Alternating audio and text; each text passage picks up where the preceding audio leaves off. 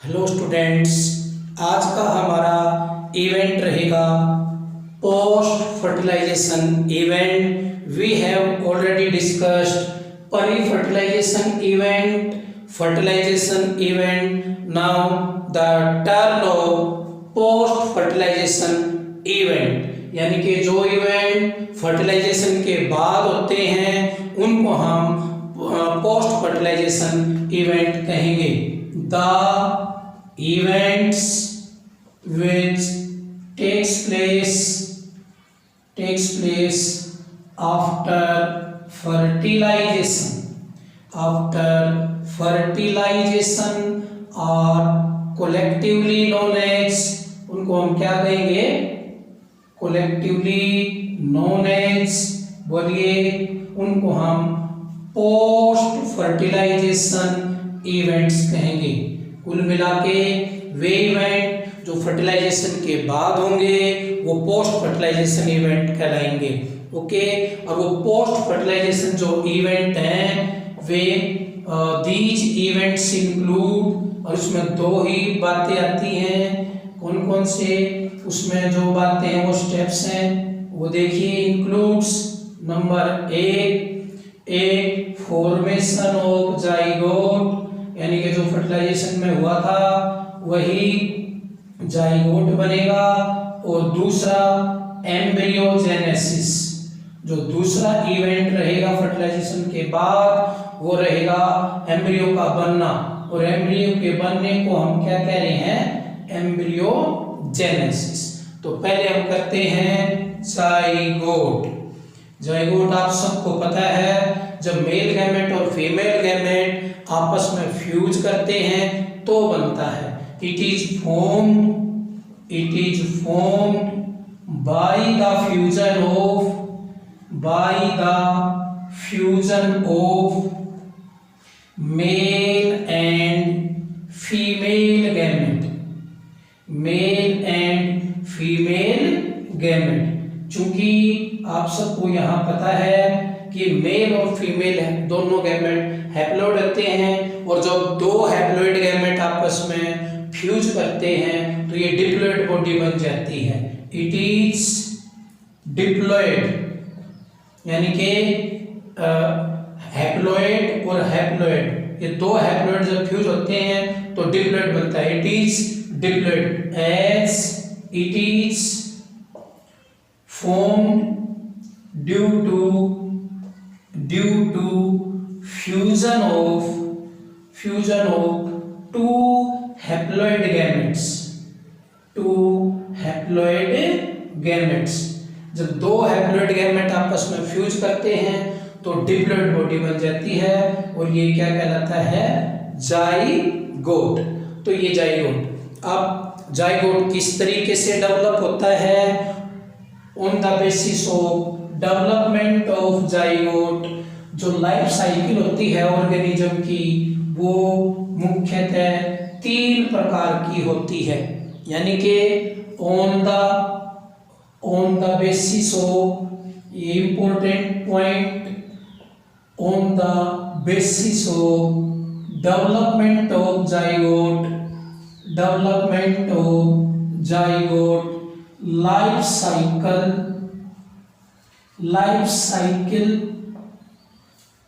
Cycle of organism is of 3 types। मैंने क्या लिखा? यानी कि on the basis of development of zygote किस तरीके से डेवलप होता है उसके आधार पे जो ऑर्गेनिज्म की जो लाइफ साइकिल है वो 3 टाइप की होती है। Number 1 haplontic life cycle. इसमें आप एग्जांपल बता सकते हैं, ये किसके अंदर होगा? मैनी फंगी एंड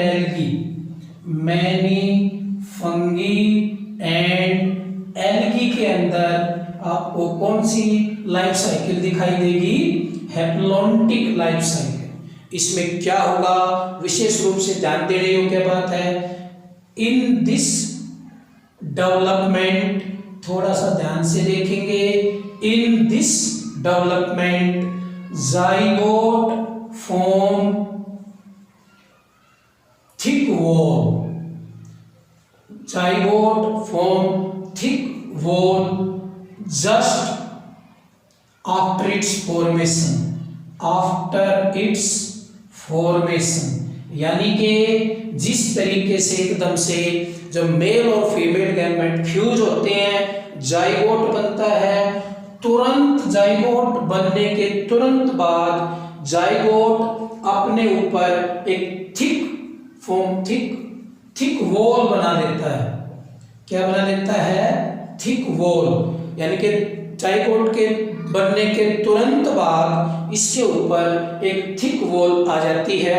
एंड और जब ये जाइगोट जब अपने ऊपर एक थिक वॉल बना लेता है एंड देन फॉर्म जाइगोस्पोर, और ये किस में कन्वर्ट हो जाता है? जाइगोस्पोर, और ये जाइगोट अब क्या बन जाता है? जाइगोस्पोर। ध्यान से देखें, just after the formation of zygote, जैसे ही जाइगोट बनता है जाइगोट अपने ऊपर एक थिक वॉल बना लेता है और ये किस में कन्वर्ट हो जाता है? जाइगोस्पोर के अंदर। दिस जाइगोस्पोर, ये जो जाइगोस्पोर है अंडरगो पीरियड ऑफ रेस्ट, यानी कि जैसे ये जाइगोस्पोर बनता है तो ये रेस्टिंग फेज में चला जाता है। रेस्टिंग पीरियड जो पीरियड ऑफ रेस्टिंग फेज है उसमें चला जाता है, यानी कि हम दूसरे शब्दों में क्या कह सकते हैं कि ये अभी डिवाइड नहीं होता, क्योंकि कंडीशन क्या है? अनफेवरेबल है, तो अपने आप को ये रेस्टिंग पीरियड में ले जाता है। जब कंडीशन फेवरेबल होंगी, when condition are favorable, जब कंडीशन फेवरेबल होंगी देन जाइगोस्पोर, बताओ क्या करेगा? जाइगोस्पोर, अब ये जाइगोस्पोर हैप्लॉइड है या डिप्लॉइड? क्योंकि जो जाइगोट बनता है वो हमेशा क्या है? डिप्लॉइड होता है, तो जाइगोस्पोर भी क्या है? उसी से बना है, तो ये भी क्या है? डिप्लॉइड। तो जाइगोस्पोर मैं लिख भी देता हूं, ये डिप्लॉइड है, अंडरगो मियोसिस, और जब इसका मियोसिस होता है, अंडरगो मियोसिस, देन बताओ हैप्लॉइड ऑर्गेनिज्म विल फॉर्म्ड। जब भी डिप्लॉइड का मियोसिस होता है तो हैप्लॉइड बनता है, हैप्लॉइड ऑर्गेनिज्म विल फॉर्म्ड, तो अब आप ध्यान से देख सकते हैं जाइगोट, जब जाइगोट अपने ऊपर एक लेयर बना लेता है थिक वॉल, और वो किस में कन्वर्ट हो जाता है? जाइगोस्पोर। ये अनफेवरेबल कंडीशन के अंदर होगा। फिर ये जाइगोस्पोर कुछ समय तक इसी अवस्था में रहता है, जैसे ही फेवरेबल कंडीशन आती है तो ये जाइगोस्पोर मियोसिस शो करता है और हैप्लॉइड ऑर्गेनिज्म बना देगा। जब हैप्लॉइड ऑर्गेनिज्म बने उस लाइफ साइकिल को हम हैप्लॉन्टिक लाइफ साइकिल कहते हैं, और haplontic life cycle most of the fungi and algae he show करती हैं। ये इंपॉर्टेंट बात। तो हैप्लॉन्टिक लाइफ साइकिल में हैप्लॉइड ऑर्गेनिज्म डेवलप होंगे, एल्गी और फंजाई में डेवलप होंगे। कैसे डेवलप होंगे? मैंने आपको बताया, जाइगोट थिक वॉल अपने ऊपर बना के जाइगोस्पोर में कन्वर्ट हो जाता है, और ये जाइगोस्पोर फेवरेबल कंडीशन का इंतजार करता है। जैसे ही फेवरेबल कंडीशन आती है तो मियोसिस शो करके हैप्लॉइड ऑर्गेनिज्म बना देता है। ठीक है, ये थी हैप्लॉन्टिक लाइफ साइकिल। ये on the basis of development of zygote हम पढ़ रहे हैं लाइफ साइकिल। तो दूसरी है हमारी डिप्लॉन्टिक लाइफ साइकिल। किसमें होगा ये बताएंगे मेरे को? डिप्लॉन्टिक लाइफ साइकिल बताओ, शाबाश। डिप्लॉन्टिक लाइफ साइकिल ये मोस्ट ऑफ द एनिमल के अंदर होता है। Diplontic diplontic life cycle, diplontic life cycle यानी कि इन most of the animal, in most of the animal, जो लगभग सभी एनिमल्स के अंदर zygote not undergo period of rest, period of rest यानी कि ये कोई भी रेस्टिंग पीरियड में नहीं जाता। So just after the formation of, so just after the formation of zygote, just after the formation of zygote, जैसे ही जाइगोट बनता है तुरंत ये माइटोटिक डिवीजन शो करता है। Just after the formation of zygote it undergo mitotic division, mitotic division and will lead to formation of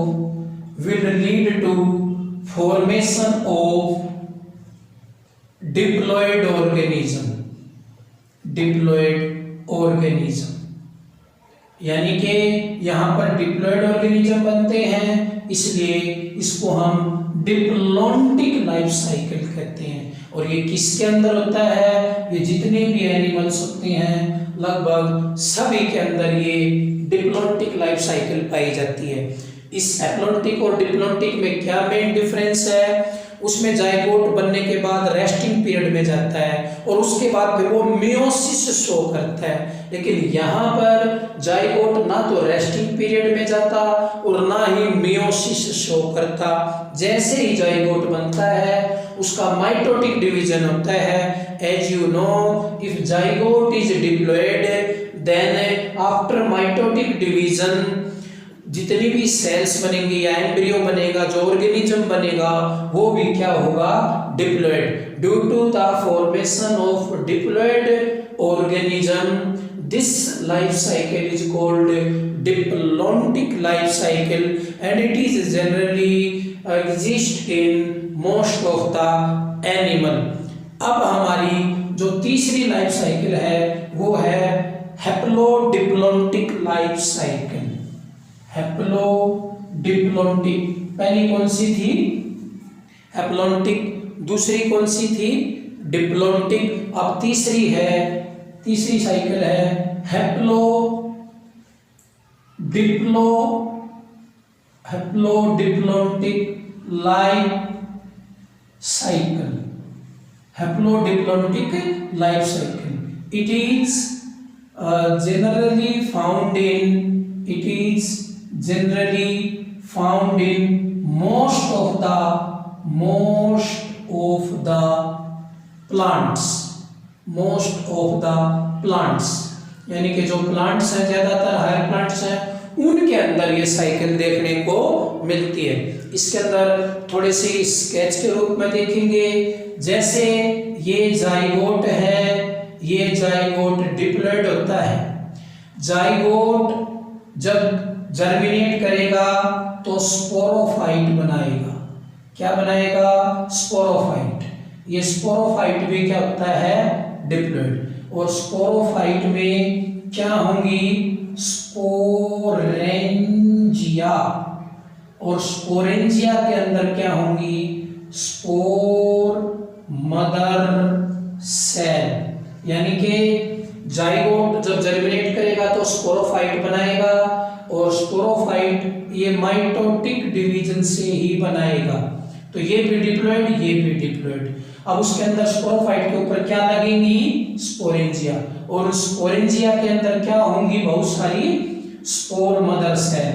और ये जो स्पोर मदर सेल हैं ये भी क्या होंगी? डिप्लॉयड। और अब इनका क्या होगा? मियोसिस। जो स्पोर मदर सेल हैं उनका क्या होगा? मियोसिस। तो ये डिप्लॉयड है तो क्या बन जाएंगे? हैप्लॉयड स्पोर बन जाएंगे। क्या बन जाएंगे, हैप्लॉइड स्पोर, क्योंकि स्पोर मदर सेल क्या है, डिप्लॉइड, और उनका मियोसिस होने से जो स्पोर बनेंगे वो क्या है, हैप्लॉइड। अब ये हैप्लॉइड स्पोर जर्मिनेट करके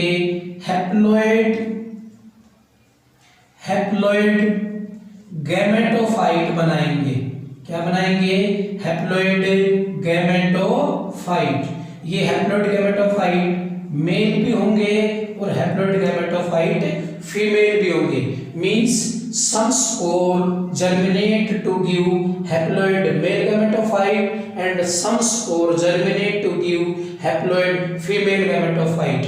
अब ये मेल और फीमेल गैमेट, यानी कि जो मेल गैमेटोफाइट है वो क्या बनाएगा, मेल गैमेट, और जो मेल गैमेटोफाइट है वो क्या है, हैप्लॉइड।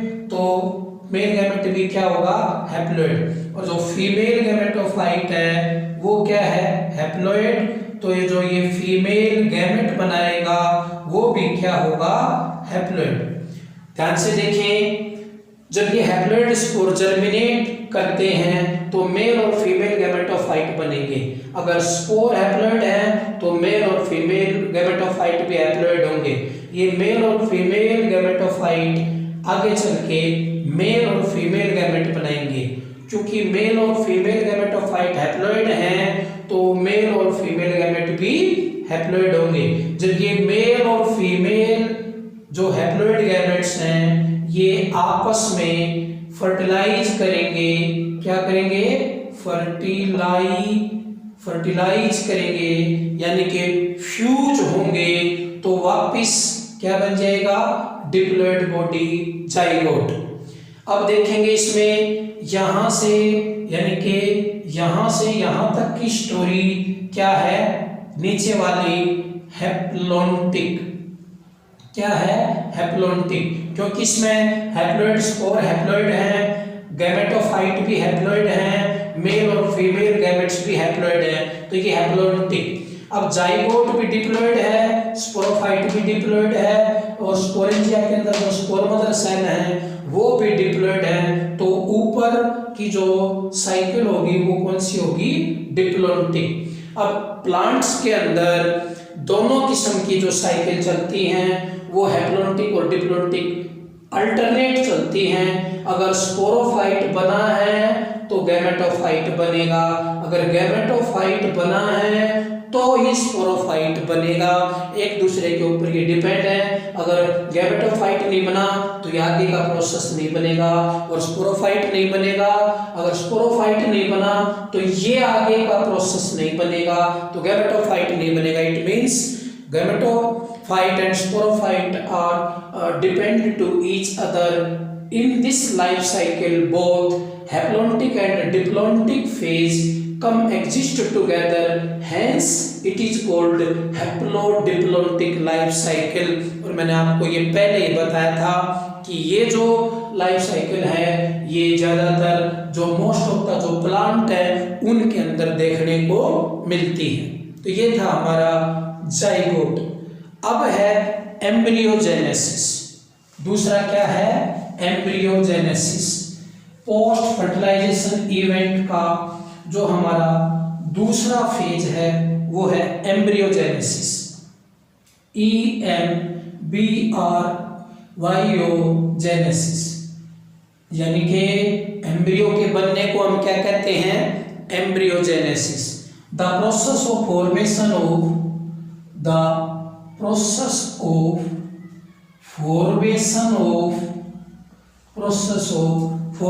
ऑफ एम्ब्रियो फ्रॉम किससे बनेगा, जाइगोट, जाइगोट से बनेगा। The process of formation of embryo from zygote कैसे बनेगा, जब ये जाइगोट लगातार डिवाइड होगा, लगातार जो सेल बनेगी वे लगातार जो सेल बनेगी वो डिफरेंशिएट होंगी। तो डिवीजन एंड डिफरेंशिएशन लगातार जाइगोट का होगा तो वो एम्ब्रियो में कन्वर्ट हो जाएगा। The process of formation of embryo from zygote due to repeated division and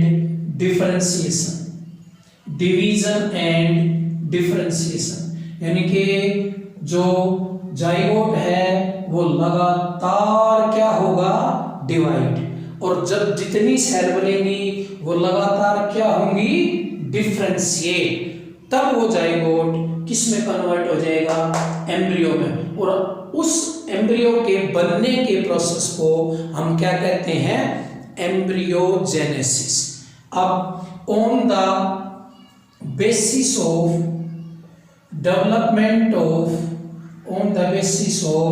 development of zygote, अब ये जाइगोट किस तरीके से डिवाइड और डिफरेंशिएट होता है, उसके आधार पे ऑर्गेनिजम्स आर ऑफ 3 टाइप्स। ये जो ऑर्गेनिज्म है ये 3 प्रकार के होते हैं। नंबर 1 ओविपेरस, नंबर 2 विविपेरस, ये, और नंबर 3 ओवोविविपेरस। तो ये 3 किस्म के ऑर्गेनिज्म होते हैं on the basis of development of zygote. Oviparous जो एग ले करते हैं, विविपेरस जो यंग को बर्थ देते हैं, और ओविविपेरस इन दोनों की एक इंटरमीडिएट स्टेज है। वो देते तो एग हैं, बट जब बच्चे को अपने अंदर तब तक रखते हैं जब तक वो कंप्लीट डेवलपमेंट नहीं हो जाता, लेकिन उसको नरिशमेंट नहीं मिलता। तो हम डिस्कस करते हैं इन सभी को। ओविपेरस पहला कौन सा है, ओविपेरस। ओविपेरस मतलब एग ले, oviparous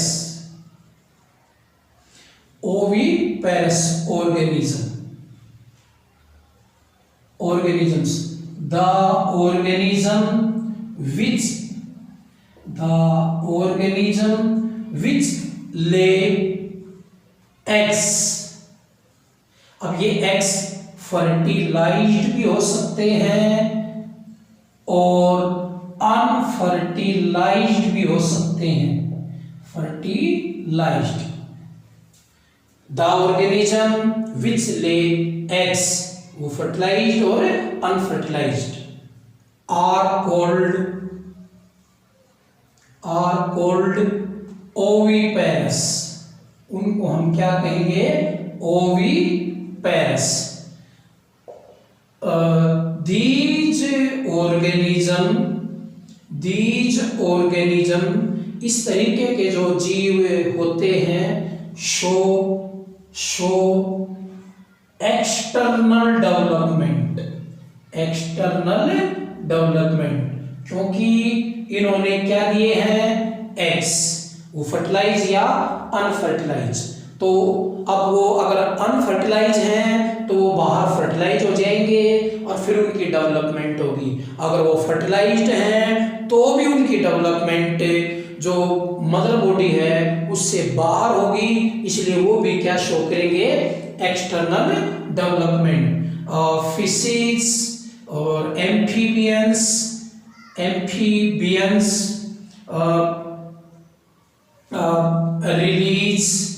release unfertilized egg, while जो बर्ड्स हैं एंड जो रेप्टाइल्स हैं वो क्या करेंगे, रेप्टाइल्स ले फर्टिलाइज्ड एग, और वो फर्टिलाइज्ड एग, अब देखो चाहे अनफर्टिलाइज्ड एग हो चाहे फर्टिलाइज्ड एग हो, उनकी डेवलपमेंट बाहर सराउंडिंग में ही होनी है। ठीक है, तो एक और खास बात, जो the fertilised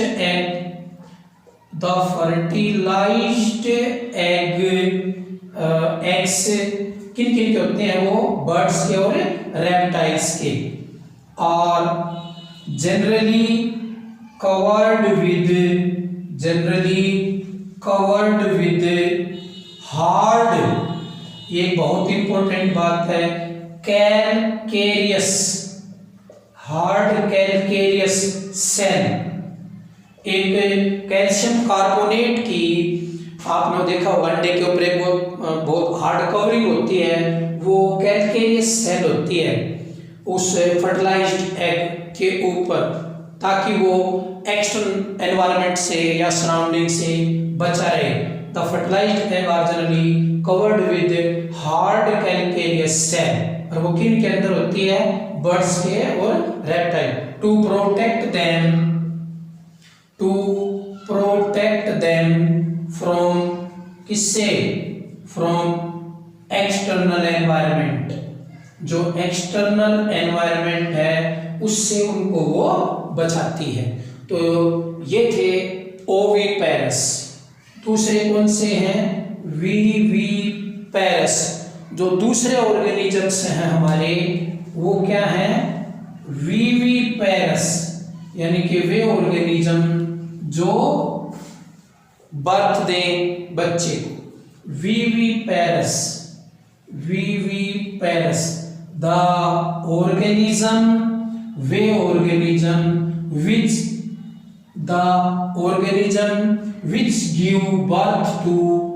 which give birth to young one,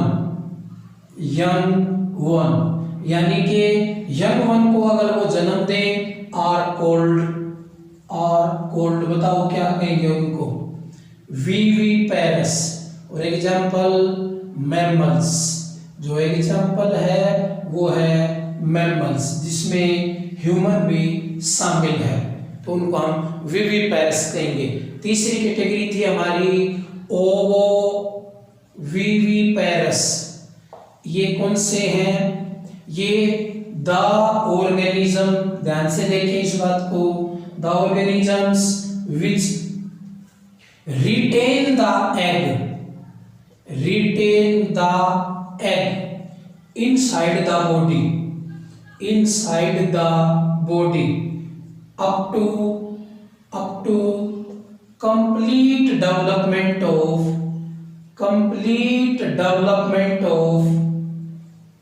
young one and give birth without any nourishment, nourishment, as placenta is absent। अब इस बात को बहुत अच्छे तरीके से समझना है। ओविविपेरस में ये वे ऑर्गेनिज्म होते हैं जो रिटेन करके रखते हैं एग को। इसका मतलब ये एग तो ले करते हैं, बट एग को बॉडी के अंदर ही रखते हैं। और कब तक रखते हैं? जब तक वो एग कंप्लीट किसमें डेवलप नहीं हो जाए? यंग वन में। और फिर ये बर्थ देते हैं उसको, एंड गिव बर्थ, और फिर उस यंग वन को बर्थ देते हैं। लेकिन एक खास बात ध्यान देने योग्य है, यंग वन को तो ये बर्थ देते हैं, लेकिन जब तक वो अपने शरीर के अंदर उस यंग वन को रखते हैं तो उसको वो किसी प्रकार का नरिशमेंट नहीं देते, क्योंकि ये यंग वन को जो बर्थ देते हैं तो वो उस शरीर के अंदर प्लेसेंटा होता है, प्लेसेंटा उसका पूरा नरिशमेंट करता है, तब जाके वो विविपेरस कहलाते हैं। लेकिन इनमें प्लेसेंटा नहीं होता, जिसके कारण वे ऑर्गेनिज्म उस जीव का, यंग वन का किसी प्रकार का कोई नरिशमेंट नहीं करते, बस केवल उस ऑर्गेनिज्म को शरीर के अंदर तब तक रखते हैं जब तक वो कंप्लीट यंग वन ना बन जाए। इट मीन्स एग देते हैं तो ये ओविपेरस, और बर्थ टू यंग वन देते हैं तो ये विविपेरस। तो दोनों की एक मिली हुई प्रोसेस की बात है। तो बर्थ भी देते हैं और एग भी देते हैं, लेकिन बर्थ देते हैं तो विदाउट प्लेसेंटा और नरिशमेंट के, और एग देते हैं तो वो ओविपेरस। तो इस तरीके के जो ऑर्गेनिज्म हम उनको ओविपेरस कहेंगे। एग्जाम्पल रेटल स्नेक, इस तरीके के एग्जाम्पल रेड शार्क मछली भी होती है, शार्क, यानी कि रेटल स्नेक और शार्क जो दोनों ओविपेरस के एग्जाम्पल हैं। थैंक्स।